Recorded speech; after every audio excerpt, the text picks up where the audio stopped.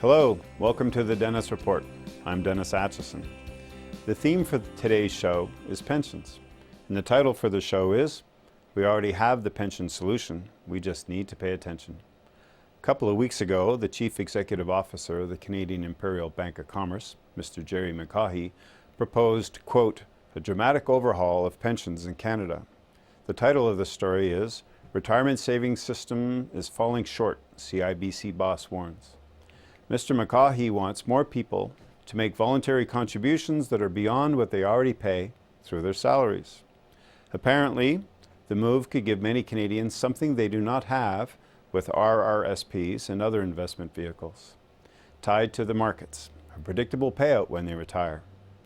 Mr. McCaughey connects invest in the markets with predictable payout and choice to put aside more with forced savings. It's a challenge at times to understand his meaning. Now, here's another banking story. Canada's banks awash in profit. Specific to Mr. McCaughey and his CIBC, quote, had the bank not booked a significant one-time loss related to its former structured credit business, CIBC's profit would have been its best first quarter on record at $895 million. Last August, 2012, CIBC made this headline. CIBC hikes dividend after posting a 42% profit increase. Goodness, CIBC with 42% profit increase in that quarter. Clearly, CIBC and Mr. McCaughey and the other banks are in the money. So, how are you doing? Then there is this reality for the majority of Canadians either entering or about to retire or have retired. This story ran the same day as the CIBC story. The new old age security? Get a job. This is a great story which captures the major shift in what is really going on for seniors and their income. Nearly 2/3 or 63%, quote, of people who expect to delay retirement are doing so out of need, up from 53% in 2009. And a quarter of people who expect to delay retirement are doing so because they need to cover the basic living expenses. That's up from 11% 5 years ago. Is there a connection between bank profits consistently hitting record profit levels, retirees with pensions living on or near the poverty line and having to go back to work, and the 20 and 30-year-olds so saddled with debt that saving for a pension is completely out of reach? Follow the money. Clearly it's all connected. Mr. McCaughey offers a very restricted picture on Canada's pensions. Here's why. The title of the story, Canada's Pension Funds, Stronger Returns at a Cost. This story may be the best pension story in a long time, and it demonstrates we have the strategy and the solution on pensions. For example, quote, the review shows Canada's 9 largest public pension funds earned an average annual return of 5.5% over the past 10 years. Research shows internal teams not only save money by cutting high external management fees, but also perform better as investors because they're more closely aligned to the mission of the pension fund. Canada is now leading the world in terms of design and operation of these funds. The story offers a comparative analysis of pension funds, management costs, and investment performance. This allows for a better understanding of exactly how pension funds are performing and the cost for managing those funds. In short, pension funds overall are doing just fine, are managed extremely well, and at a reasonable cost. So, how can a banker claim Canada's pensions are in need of an overhaul, and at the same time, an independent review by the Globe and Mail can identify Canada as a leader in both performance and management of pension funds? In the gap between these two opposing perspectives are the retirees, and soon-to-be retirees, deciding what they need to do in order to get by.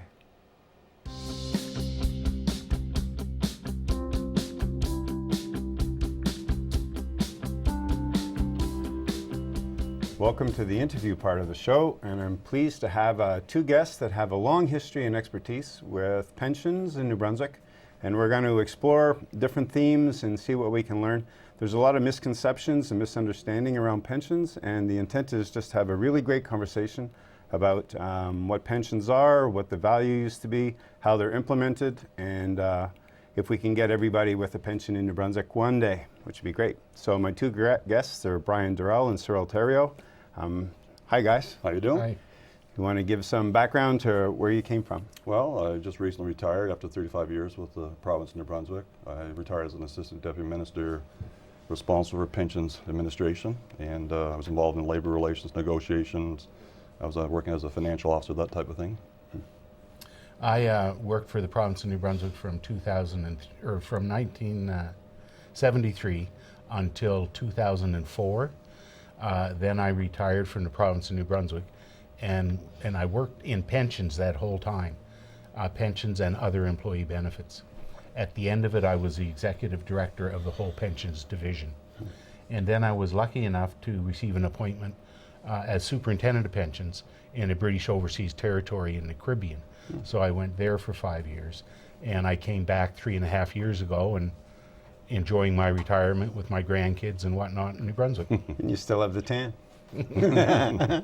Fun. Well, you guys represent an awful lot of corporate knowledge, and as we're getting set up to do the show and stuff, we're having a great chat about pensions and where they come from in the first place, because current generation, the 25 to 35-year-olds, their opportunity for a pension is a struggle at best.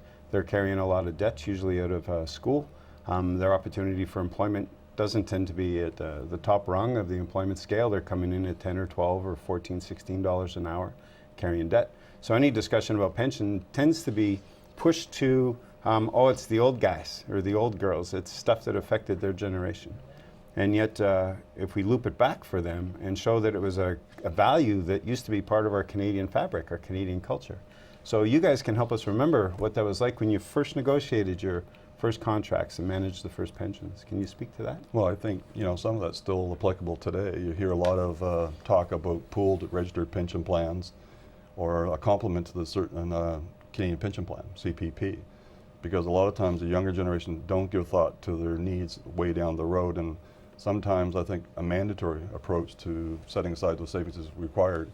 Did you when you were 25 or 30? I actually probably more than others did, because I had a kind of a facility in math or background, and I tended to look at that stuff. As I was indicating for the show, I even looked at trying to get liability insurance or long-term disability insurance when I had a young family. So I tried to think about that. I got married when I was fairly young and had kids fairly young, so I had to think about the future in them and setting aside money for college and that type of thing. So I was kind of pushed about it. I can speak from my own. I got 3 daughters and their own experiences of talking to them, and you're right, a lot of times they don't think about that. I think about the government putting out the new tax-free savings account, and I think a lot of people are not taking advantage of that as a vehicle. So, I also got involved quite early, not only because I worked in pensions, but my college roommate became a life insurance agent. So one of their jobs is to market to people they know. So when I went to work in pensions, he went to work for Canada Life. And so he was on my back. And I think my second year out, I made an RRSP contribution. Really? I don't know if it was really voluntary or not, but I made one. You have to understand that Canada's retirement system is based on a 3-legged stool. And that 3-legged stool is comprised of government-sponsored programs. And I don't mean in this case a provincial government-sponsored program, but the Canada Pension Plan, the Old Age Security Plan, and the Guaranteed Income Supplement under the federal government. Then there's the RRSP component of it, whereby the federal government allows people certain tax deductions to provide for their own retirement. And then there's the employer-sponsored pension plan, which the province of New Brunswick has many employer-sponsored pension plans currently to offer their employees. And they've been negotiated with certain groups over time. and that's one of the things Cyril was talking about, the Canada Pension Plan. And when I first started, everyone has to make mandatory contributions to income tax, Canada Pension Plan payments, UI, or employment insurance as it's called today. So even at a relatively young age, you knew part of your salary was being offset for a Canada Pension Plan, that at some point in the future you get a return on that investment. So that's the Canada Plan, or Canada Pension Plan, but both of you have gone through a fair number of negotiations and lots of long-term experience. So the whole notion of pension, as it's spoken of today, sounds like this huge benefit. And it's like it's coming out of nowhere, not something that was planned over a long period of time. And so getting across the message that it was part of my compensation package from 30 years ago, as opposed to this benefit that I'm getting.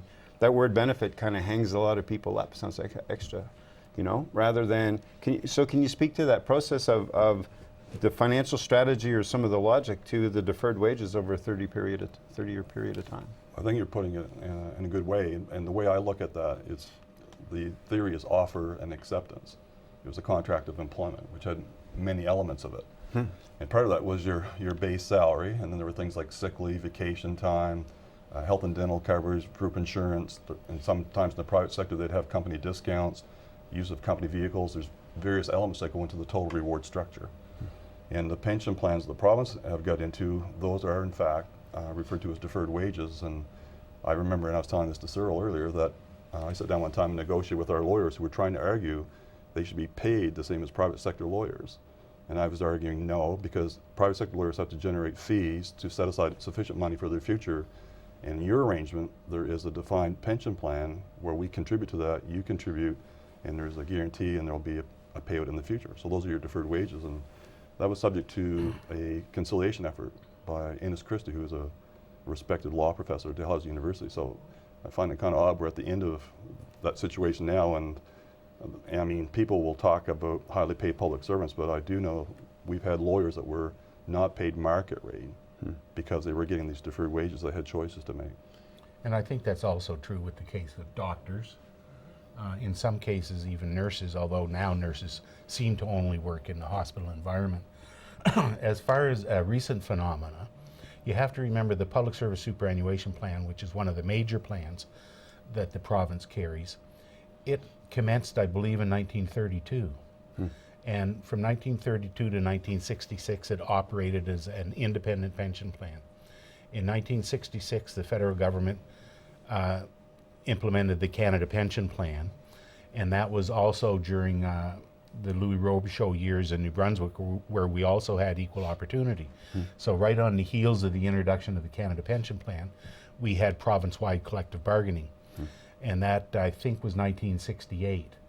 So then the hospital workers and the school board workers all came under the Public Service Labor Relations Act and were deemed provincial government employees. Before that, many of them weren't. They worked for the hospital or the school board. Or the county. Or the county. So this is 68, 66, somewhere around there? 68, yes. Yeah, so now it's umpteen years later, umpteen decades later. So unions are often tagged for driving up the cost of things. You can't be competitive if you're unionized, that sort of stuff. So when collective bargaining kicked in and pensions were part of the compensation package, did unions kind of miss the boat on the messaging a little bit that this is part of deferred wages as opposed to this benefit that shows up later? Because today's language is, oh, don't you, those gold-plated public sector pensions, blah, blah, blah, and don't you raise my taxes? And it gets noisy in a hurry. And if you know where it all started, maybe there's some clarity can emerge from that. Well, there's two pieces to that equation. The private sector negotiations are governed by the Industrial Relations Act. Okay. And there's no prohibition to getting into discussions on pensions or benefits or salaries or anything else. Basically, you can use strikes and withdrawal services and those types of things to try to strike some type of a deal. With this tied to the NACWIC situation? Well, that's the situation in NACWIC. NACWIC, they had some, they paid some pretty good wages, private sector wages comparable to other private sector companies that might have been based in New Brunswick. And it's our understanding that they had a pension plan and they had some difficulties with that, but we're led to believe that the employees didn't contribute to that pension plan. It was solely the company. Oh, employer only. Yeah, and that might not have been unusual at the time, a company of that nature or that size, and so things were going well. But unfortunately, the nature of the business they were in, there was a bad cycle. Yeah. Now, and that gets into legislation to protect the pensioners and the queue of people looking to collect from a company that's gone bankrupt. Correct. And I think that's part of the reason why the government brought in the task force initially in pensions, was to look at NACWIC and Fraser's to tighten the rules so that they didn't find themselves in those circumstances, because those plans were already subject to supervision by the superintendent of pensions. So how did it get to that point that that money was sufficient or was available to the company? It should be in trust. Which gets to that linear stuff the media use, this causal effect that, oh, we have a pension deficit, therefore equals got to raise taxes. And you also have to remember that under the Public Service Labor Relations Act, That piece of legislation bars employees and their representatives from negotiating the provisions of the Public Service Labor Relations Act and the Teachers Pension Act. Okay. The hospital workers and school board workers, other than teachers, they were always free to collectively bargain their pension plans. And they did. Okay. Every 2 or 3 years, whenever they had negotiations, they bargained. And they didn't bargain for decreases. Well, that's an important point Cyril's bringing up. Like in the public sector, there's a restriction on staffing. The unions cannot negotiate how people are hired or how many people are hired. And they're also not allowed to negotiate the Public Service Superannuation Act, the pension plan, or the teacher's pension plan. So this is where unions would say they don't have a voice in their own pension plan, so I gave you my money for 30 years, but I didn't have a say where it went and And how that's it where they're went. coming from. It was compulsory. The rates that you had to contribute were set by the province. And you had no choice. You become a public servant. You had to contribute to those plans. And secondly, because you were part of that plan, part of your T4 would give you what's called a pension adjustment, and it would limit how much you as an individual can contribute to your own RRSP. So there were ceilings on it. If we could slide back a bit to values, because you got talking about the private sector and some of its limitations, but there was a value-driven thing there too. So NACWIC is an example, or maybe other private sector companies. Do you think it was part of their retention strategy, recruitment and retention strategy? Because I think on the government side, that was always one way to, let's go work for the government, I'll work for a percentage less, but it comes with Blue Cross and a pension plan. But the private sector used to use pensions as a retention and recruitment strategy. I'm sure that was part of their theory and their game plan at the time. And some of those arrangements, you have to remember too, that if you walked away from your employment and your company, sometimes you would forfeit certain things because there's a vesting period. You'd have to stay in for 5 years, or in case of the members of the Legislative Assembly, it's 8 sessions. So you'd have to stay there at least 5 years, or you would walk away from that You'd leave it behind. company contribution, you leave it behind. So it would be like a retention tool from that perspective. Right. And in many cases, the money left behind by people who left early, that was there to help benefit the people that remained, thereby lowering the employer's cost into the pension plan.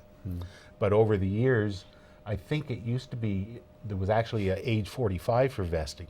And if you left before 45, you forfeited the employer money. Well, that is currently under the Pension Benefits Act, is down to 2 years. So if you're there 2 years, you get everything. Okay. So that's increased the cost of pension plans. You talked about social background, and a lot of people don't appreciate it, but at one point, if a woman became married, she was not able to belong to or continue to contribute to the pension plans. And it's not that far back you'd have to go to find that out. Pre-66, I think. Yeah, and there were a lot of public servants that would be perhaps on a part-time basis, they're not allowed to contribute to the pension plan. So there was a defined contribution set up, and it's on a voluntary basis. It was called the part-time and seasonal, where people could do, there's a matching of 4.5%, that type of thing. So there were different types of plans. But Well, this is The fun. other thing, one other important point I think to make, especially under the Public Service Superannuation Act, is we mentioned it started in 1932. It was until the fiscal year 1975-76, until the province of New Brunswick put a dime into that plan. It was always just employee money. And then in 75-76, they put in, I think, 3.6 million. And then the next year, they started matching contributions. Okay. So when you said, oh, Nakawik was paid 100% by the employer, the public service plan was paid 100% by the employee. Employee. Interesting. Back pieces. Well, can we slide then from that to, don't lose it because I had it, because it was about the public sector, because we were playing between the difference between private sector and public sector. They both had some similarities, which is retention and recruitment of talent. Private sector maybe paid a little bit more, public sector didn't, and that was part of what you accepted working for public sector. But that's another era now. And now in the current era, the language or the values or the emotions in and around, you have a pension and I don't, because one sector held okay and performed okay. So you can find lots of research and studies that show that public sector pensions over the past 10 years have just done fine, thank you very much. If you could speak to that a bit, that would be fun. Which then conversely, why the erosion on the private sector side? well, I think a lot of that goes to, on the public sector side, you've got some sophisticated organizations like the New Brunswick Investment Management Corporation, and there's some highly skilled professionals. Like John Sinclair is a person that could probably write his ticket in terms of where he wanted to work in Canada in that business. And if you look at, since 1996, they've done very well. They've more than met the requirement of the actuary to fund the pension plan. But they're very sophisticated. They know the stuff, they add value. On the private side, what happens a lot of times, you're dealing with individuals who are not as sophisticated and don't know and don't have the time. That's not their full-time job. You know, they've got a job or a family to raise. They can't watch every day the market. So I think in some cases like that, you put the onus on individuals who are at least able to look after those affairs. And they may have left their investments in risky side stocks when they were older and didn't have as much time to recoup those losses. If you're a young individual, you might take more risk. It's profiling. Yeah. And so when you shift the balance from DB arrangements to DC arrangements, you shift the onus more to the individual. And I think some people are getting caught that way. Yeah, and a lot of times those phrases, you know, defined contribution, defined benefit, are thrown around like they're understood, but there's an awful lot of math and assumptions that go in behind it. Yeah. In the intro, there was a piece that I used from the website research that showed a study done by CBC, because all this commentary from the banking industry was that pensions are in a mess. But when CBC went and did their study, they found that public sector pensions are doing just fine, which then gets into why the need to change, or now that we're in another era, because young people don't have access to a pension. The model from the 50s or 30s doesn't sort of work in 2010 to 2015 to 2020. So how do we build a new model based on the old values, but give the public a better understanding of where this all came from, and how do we get everyone to buy into it? It's a nifty question, but you kind of get my gist. I think I do, but I'd just like to say that although the public service plan started in 1932, it has evolved greatly since that time, and it wasn't designed in 1932. And if I can interrupt on the public sector plan too, another thing you hear a lot of is that the government took payment holidays or contribution holidays. Is that accurate? Is that a right phrase for that, or is there a better understanding we could have of that? There's a long explanation that goes with that. And it's probably best to have an accountant here. And a lawyer? Not necessarily a lawyer. Well, to cover what the accountant says. Well, because it's the accounting rules where you have different kinds of actuarial valuations. Like you have a going concern actuarial valuation. Okay, good. That figures out the cost of the pension plan on an ongoing basis to provide benefits. Okay.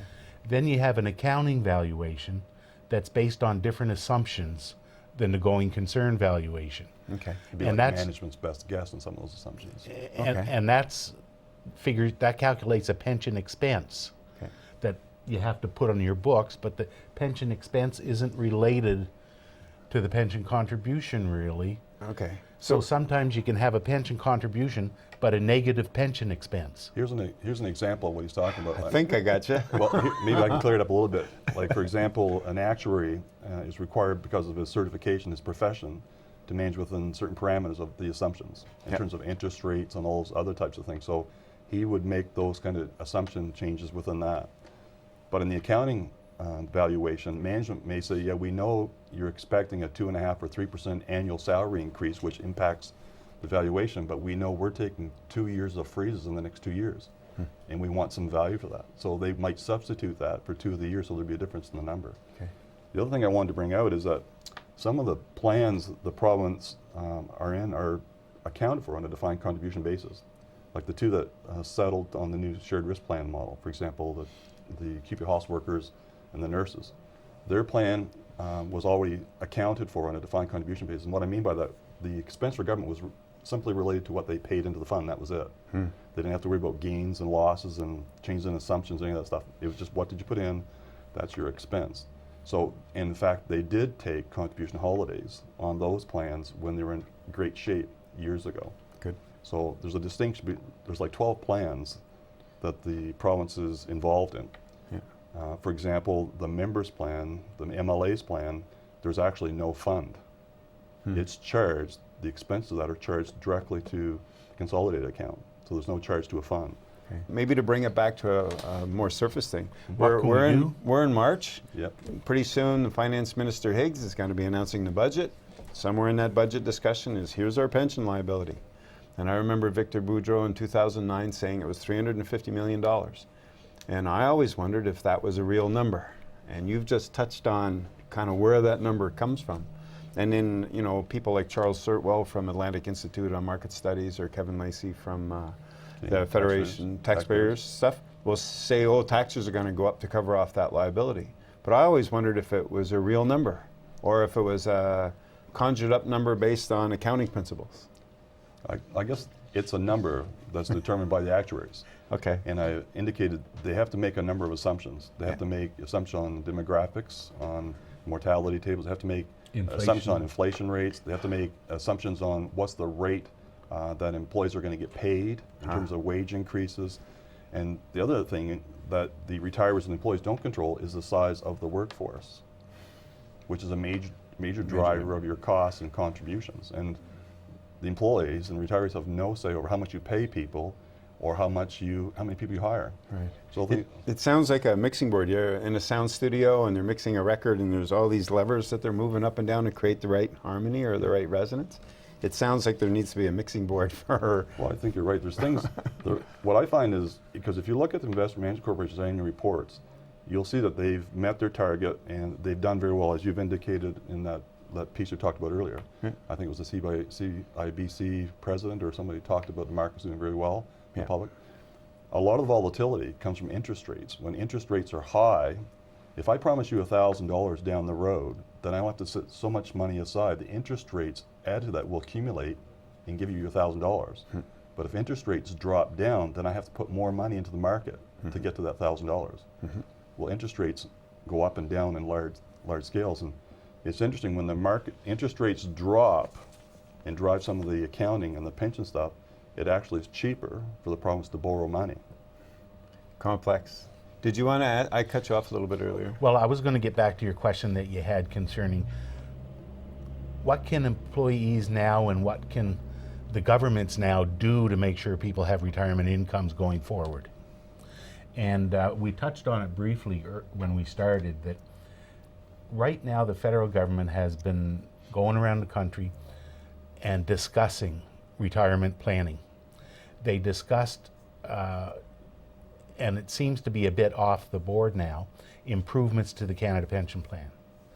They discussed the pooled registered pension plan, and it has to be adopted by provinces and rolled out.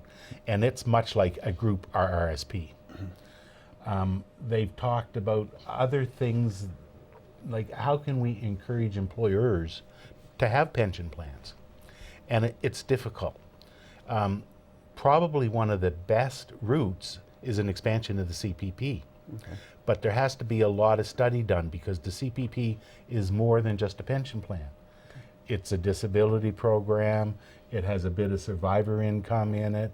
It also has death benefits in it.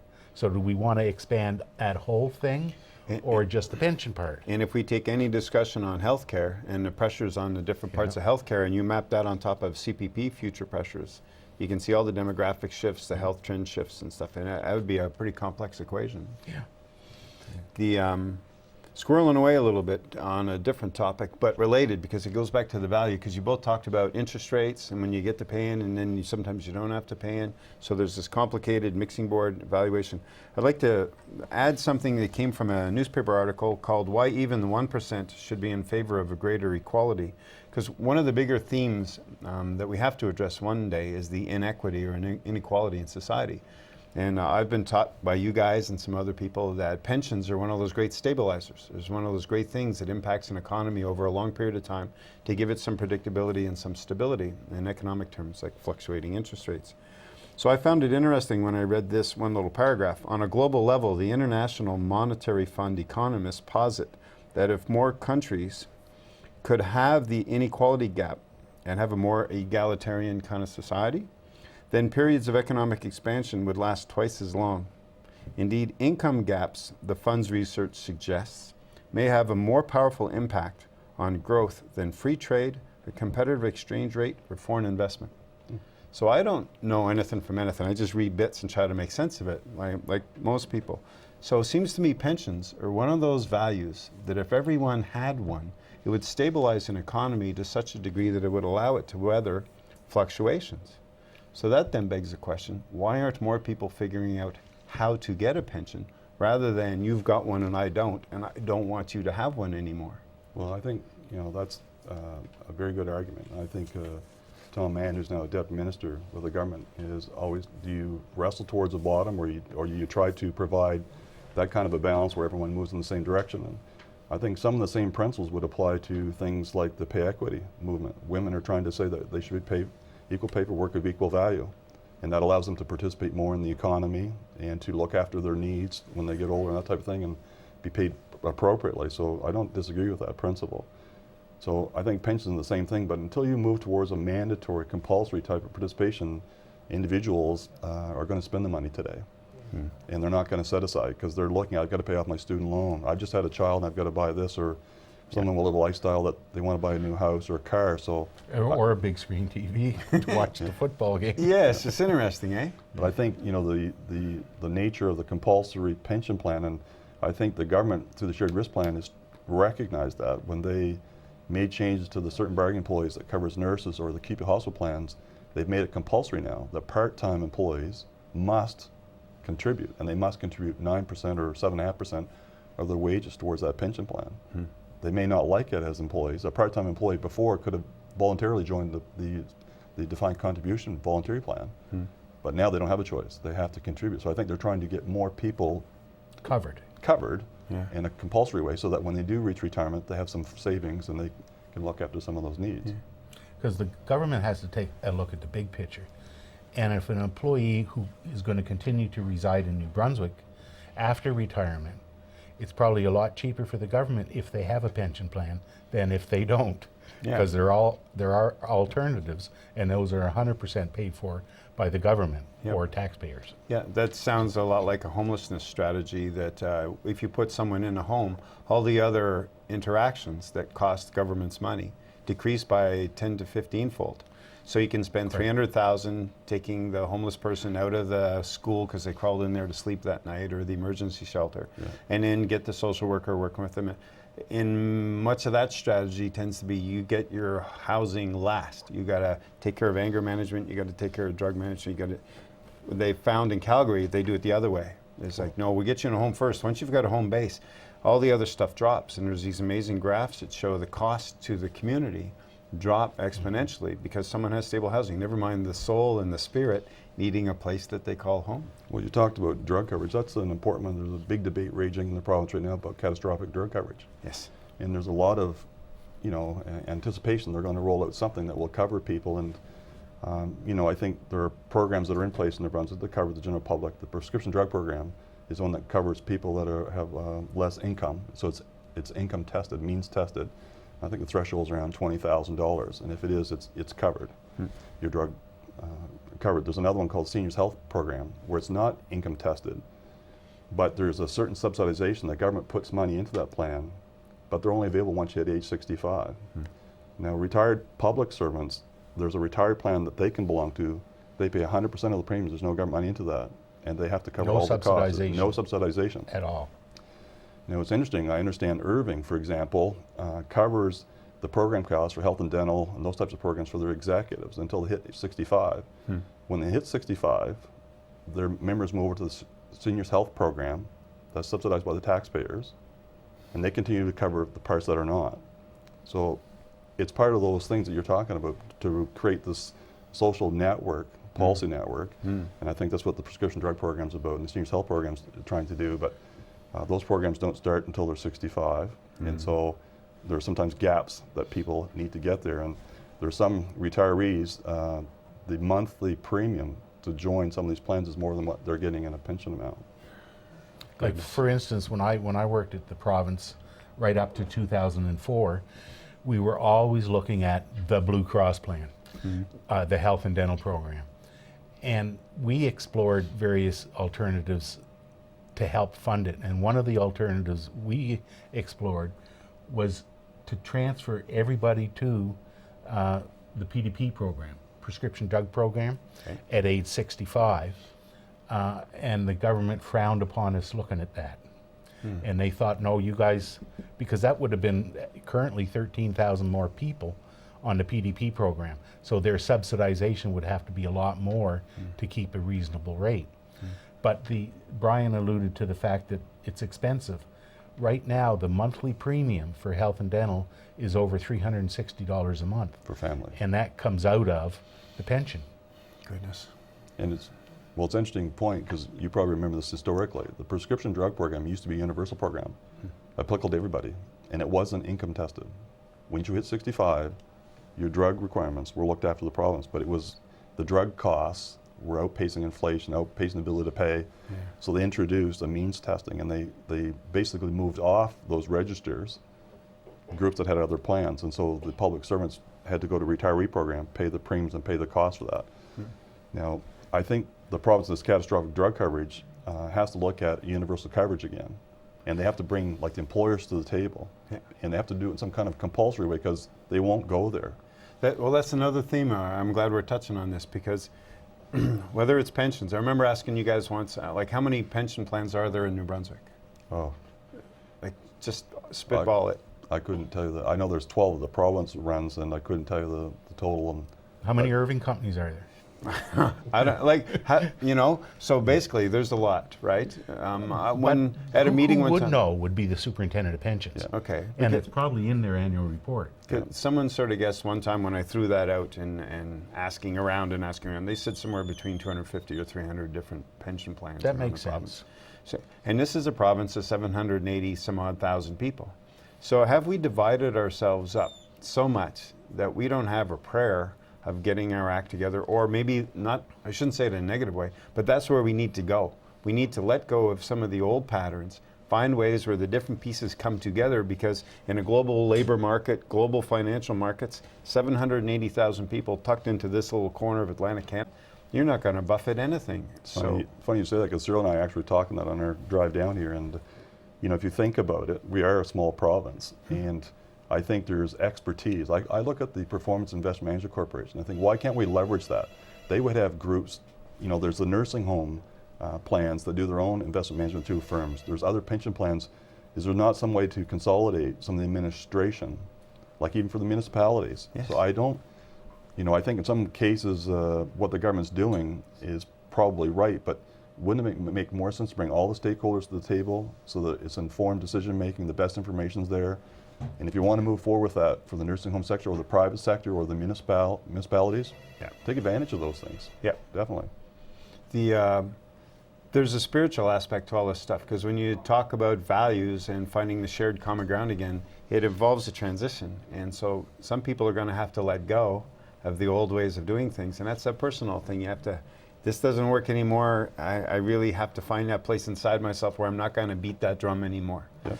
And that's on several topics, whether it's a language issue, whether it's our economy, Yep. or whether it's a political reform or municipal reform, or whether it's shared risk pension model.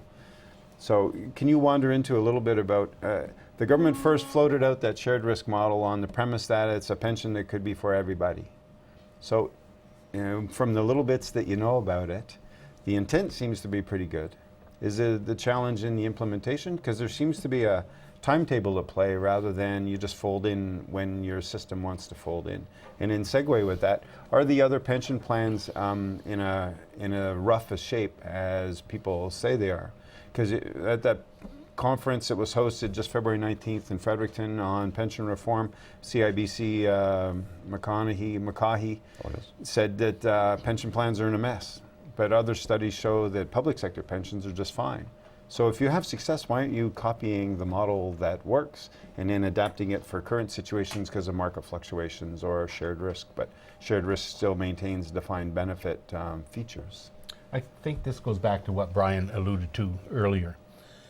Even in the small province and the 12 pension plans the province has, there's probably 3 or 4 different models. For instance, there's the public service and teachers, which for a long time the employer never put any money in. Then they started putting money in.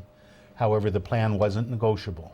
Okay. Then you had the hospital plans and the school board plans that were negotiable, that didn't have, 2 of those plans did not have a provincial guarantee, because in order to access surplus, the bargaining units gave up access to the provincial guarantee. Those were the Yeah, and those were the two plans that had to be bailed out, if you want to call it bailed out. Yep. I think that's one of the important things right now. It appears the groups that are adopting the shared risk plans for the large part are the ones that were in really dire shape. Yep. If you're trying to market that as a good model, then you'd like to try to get some plans that are not in too bad a shape to join that. Like the city of St. John has joined it. That was in a really rough shape. That was probably worse than the two hospital plans. Yeah. Now, I think one example of a plan that was in good shape that has adopted the model is the pipe fitters. It didn't necessarily have to go there, and I think they adopted the plan more from a compliance point of view as well, because the Pension Benefits Act previously only recognized a defined contribution and defined benefit pension plan. Now it recognizes as well a shared risk plan. All right. So the pipe fitters have decided to adopt that plan, and they had a good funding ratio and a good position.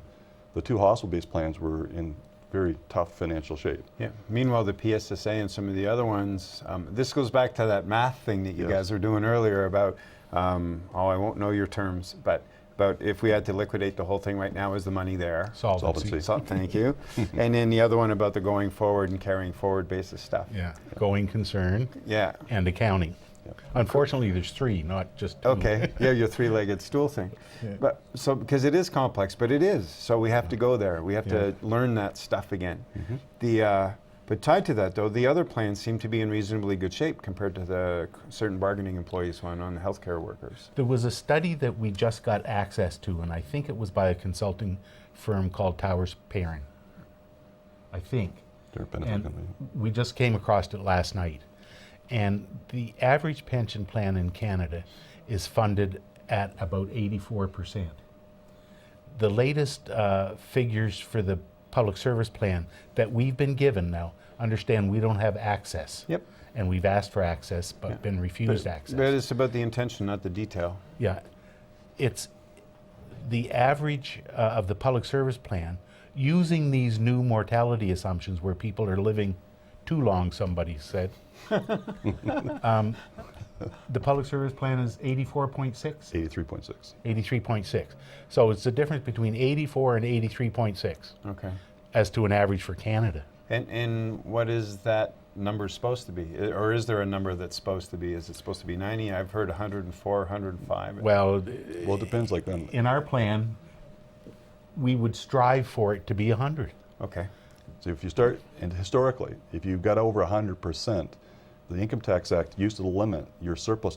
You couldn't give a fund more than 100%, Like you can't have too 110% much. funded. That's right. Oh, I So read they- that somewhere in so- another news story. That That's right. They So had they too would, much sitting in it. Yeah. if you Figuring had out what too to much do with into it, they'd say you have to do benefit improvements to drive down that, or you'd have to take a contribution holiday.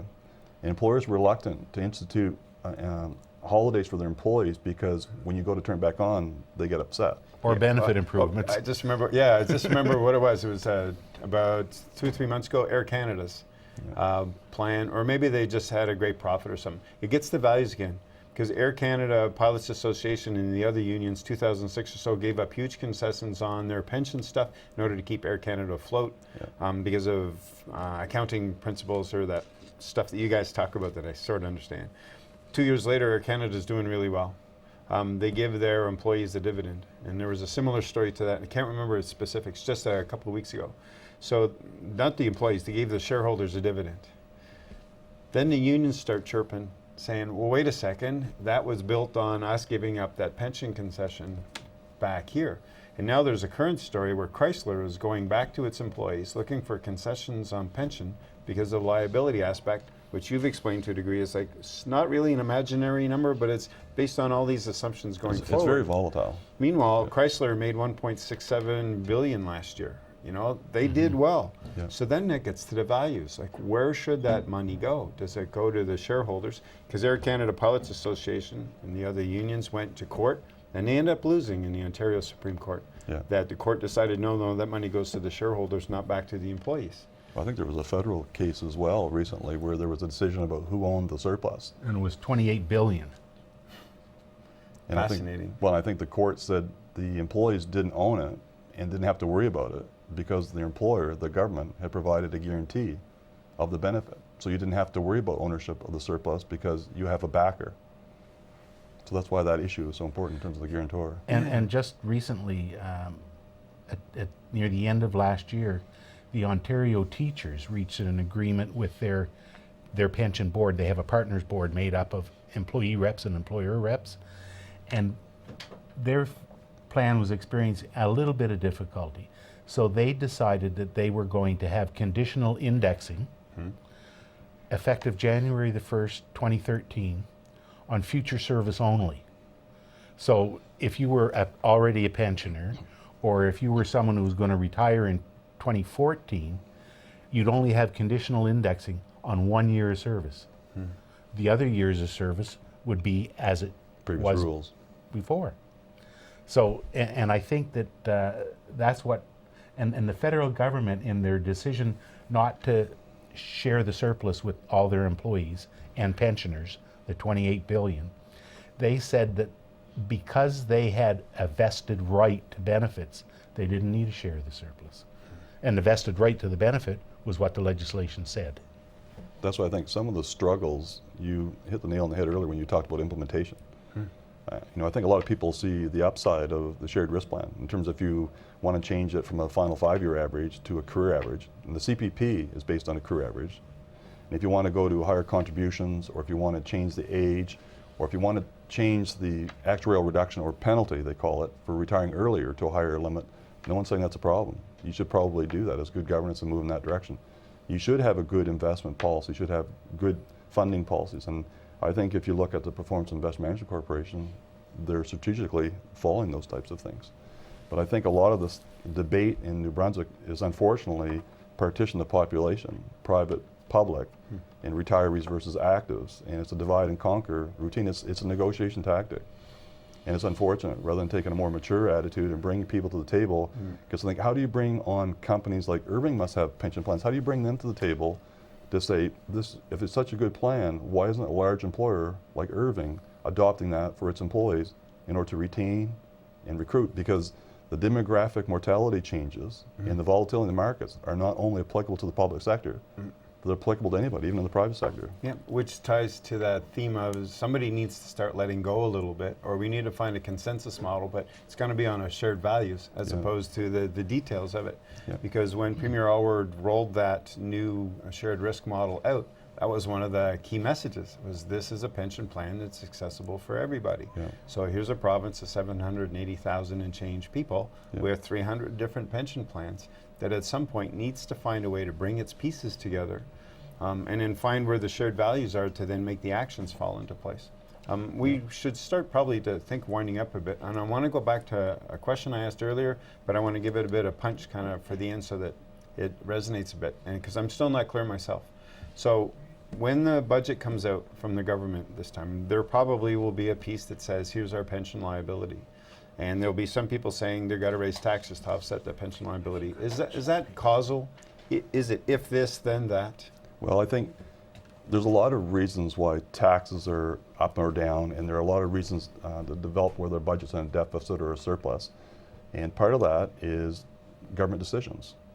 Do they introduce an HST situation? Do they reverse corporate tax breaks? Do they change income tax rules that were put in place? Do they hire more people or let public servants go? Those are cost drivers. And so what I'm trying to make is the government has to make a lot of decisions and levers that impact the expense side. Now the pension plan is a piece of it, but you have to understand the pension plan doesn't exist by itself. It's part of the overall compensation package. And plus you've already said NBIMC says it's been doing well each year. That's right, and I think the government is dealing with the volatility and the interest rate changes and those types of things. And they're probably saying there's a big correction for mortality. Well, you don't recognize the correction all at once. It takes over time. And when the government pension plans were doing very well, those gains were amortized over like a 12 or 15-year period. In fact, if you look at the financial statements of the province at the end of March 12, there's still a $900 million surplus on those plans that's being drawn down. So you can draw a lot of attention to a particular year, but you have to look at this on a long-term basis. And it's like, if I owe you some money, I may go to the bank and borrow that money. There's a cost of borrowing. It's service of the public debt. Well, the service of the public debt has been around $600 million for a long period of time. It's only gone over budget probably 2 years of the last 10, 12 years. So the cost for the government and for the taxes is to borrow that money and to pay interest on that money. But if the funds do well, the valuation changes, interest rates go up, some of those numbers disappear and they change. So my only expense is the interest on that money. And if interest rates are dropping, the cost of government to borrow money is less than what it might have been in the past anyway. So there's some offset. So it's complicated, but I think it's a way of trying to perhaps spin some of this stuff. Yeah, which gets to intent or how we feel about it. Because it seems like we have a lot of resources and a lot of tools and lots of wealth. We have lots of wealth. We just don't get it together very well. But if you go to taxes and expense, you know, it puzzles us because the government signed a deal with the nurses and the keep house workers, and they basically negotiated a benefit improvement and increased the participation level of those two groups, which is probably going to double their expense on those two plans. So it's like mixed messages that they're sending out. Okay. And so those were the two plans that were the worst financial shape than the public service, but there's going to be a correction on the retiree side for the teachers and the public servants. And the active employees in those two plans will receive a benefit improvement. But I don't think the pensioners are going to see a benefit improvement under those two plans. Premier Allward also said back in May, I think it was May, when he had the press conference, that base benefits were protected and wouldn't be affected. Now the story's changed. He also said that he was going to have collaboration going forward. We don't feel as though we've been collaborated with. He also said that it's not a one-size-fits-all. But it seems to me that the task force is trying to make everybody fit into the same plan. So those three statements, I'd say, where's the credibility? Well, the thing I look at is retirees are taxpayers as well. Yep. They stay here and they buy products, they provide services, and the simple equation for me, there was an offer to employ me if I provided my services. And I did that, and I paid the obligation that I had to, and I'm expecting them to honor that deal. It'd be no different than somebody providing goods or other services, and the government deciding, well, I don't like the terms today, I want to change them. Well, you Don't ask Enbridge about that one. no, exactly. And I think, well, I think the And problem. I don't mean that flippantly. It's because there's a shift and things shift. So, Yep. and I'm cutting you off a little bit, but we do need to sort of wrap Yep. up, and maybe that's another show because that's a whole other area. We're getting into the communication and implementation of a strategy, the shared risk model, that had potential to pull together everyone under some sort of umbrella. But at the same time, it's going too quickly. Well, if there's a blueprint, it's like you're building a house. Why don't you share the blueprint with the rest of the stakeholders? You have to communicate it, which is part of the letting go exercise. there's It 2 has points, to be lots of buy-in. if I could make them. Yep. First of all, I don't know if Brian and I are the best two people to be representing pensioners, because we're relatively young pensioners. But you have to remember there's some pensioners that have been out there that have been on pension for 30 years, and those pensions are at risk. The second point I'd like to make is, and this is might seem totally unrelated, but property tax. Brian and I both have a cottage. We were sure from all the rhetoric we heard earlier this year, taxes on cottages were going to go down. Mine went up. I got it last week in the mail. So what about the renters? Did theirs go up or down? Like, I don't know the answers, but I was 100% positive my taxes were going to go down. Well, I think it's, again, it goes to the number of decisions. The government has to make a lot of decisions in a lot of areas. And did you see the recent kerfuffle up in Perth Andover, where assessments didn't decrease for people that had their businesses or residences flooded? And so, you know, because of property washing away. Yeah. So you're wandering into a whole new But topic what I area. wanted to get on was that as a pensioner, if HST goes up, I'm going to pay it. If Income property tax. tax goes up, I'm going to pay it. If income tax goes up, I'm going to pay it. Yep. Why come after my pension? Is it because I'm an easy mark? I don't have anybody representing me. Yep. This has been great, and there's a whole other conversation to be had.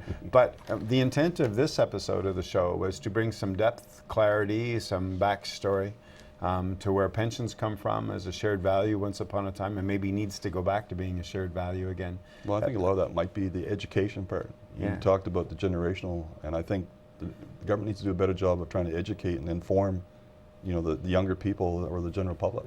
And you guys have done a great job with doing that as well, because you know the program can last for a while in different forms, and obviously it's just the beginning of a much bigger conversation. And somehow or other, you have to strive to get it in the schools. Like, I'm not saying in kindergarten, but probably don't wait till grade 11 or 12. Or as a modeling behavior by parents. Exactly. You know, because the kids will learn a lot of stuff in the household. When I was in Fredericton High School, going through high school, I had a teacher there that taught us how to do income tax returns. I found it quite interesting to do that, and Fred Arnold was his name, and I think that's the kind of thing where maybe in economics you need to be talking to people about that. Like this tax-free savings account, I can't believe people are not taking advantage of it. Yeah, which is a communication thing again, because we feel inundated with information. But when information is passed on with passion and with some vision and some shared values, then you have buy-in. You've got a different energy to the whole thing, because everything really is connected. And you guys have mapped that out several times where everything's connected. So I should wrap up. Thanks so much for coming. You're welcome. Thank you for watching. This has been This Report. I've been here with Brian Durelle and Cyril Theriault, giving us a background and depth on the whole issue around pensions. Thank you for watching today's show. Be good and have fun.